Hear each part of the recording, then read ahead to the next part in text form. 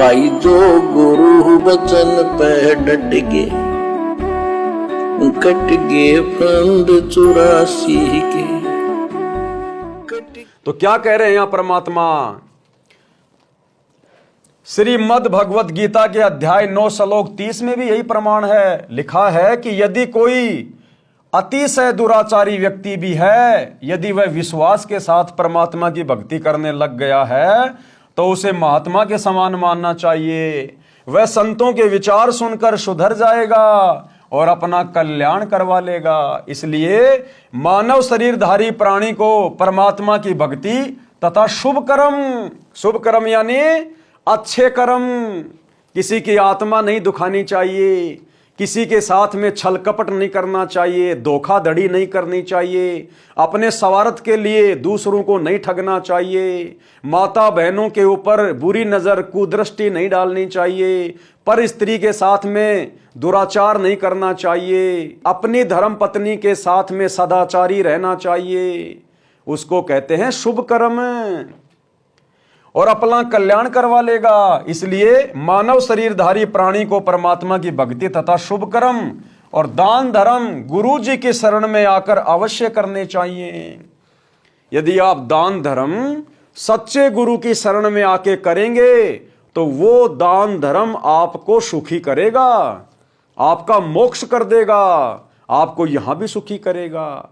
और यदि आपने गुरु की शरण में आए बिना दान धर्म किया, जैसे बहुत सारे बड़े बड़े सेठ लोग होते हैं, ये बड़े बड़े मंत्री लोग होते हैं, ये अपना गुरु नहीं बनाते, इनका कोई गुरु नहीं होता, और बिना गुरु के ये अपनी संपत्ति को भंडारों में लगा देते हैं, गरीबों को ये कंबल बंटवा देते हैं, प्याऊ लगवा देते हैं, कुएं खुदवा देते हैं, ट्यूबवेल लगवा देते हैं, धर्मशालाएं बनवा देते हैं। तो परमात्मा का एक नियम है, एक विधान है कि धर्म किया हुआ कभी भी व्यर्थ नहीं जाता, कि धर्म तो धसके नहीं और धसके तीनों लोक, खैरायत में खैर है कीजिए आत्म पोख।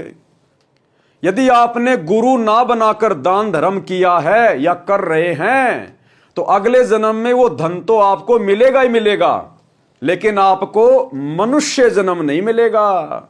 यदि आपने बिना गुरु के दान धर्म किया है तो आपको मनुष्य जन्म नहीं मिलेगा। वो धन तो मिल जाएगा जितना आपने दान में दिया है, भंडारे किए हैं, लेकिन वो मिलेगा कैसे?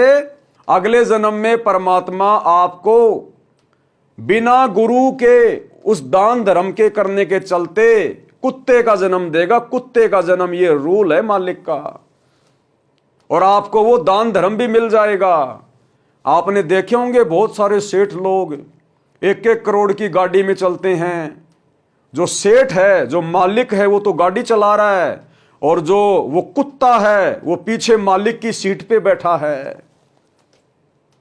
अब वो है वो व्यक्ति जिसने पहले जन्म में जब वो इंसान था, स्त्री या पुरुष, उसने दान धर्म खूब किया, भंडारे खूब किए उसने, लेकिन उसने गुरु नहीं बनाया।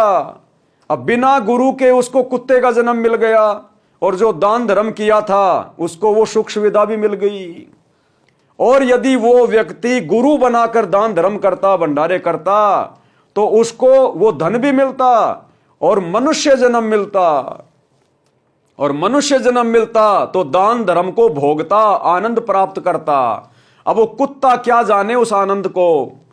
अब चलो भाई, अब वो कुत्ता है, अब उस कुत्ते के जीवन में तो मान लो वो गाड़ी में घूम रहा है, एसी में सो रहा है, बढ़िया बढ़िया खाना खा रहा है।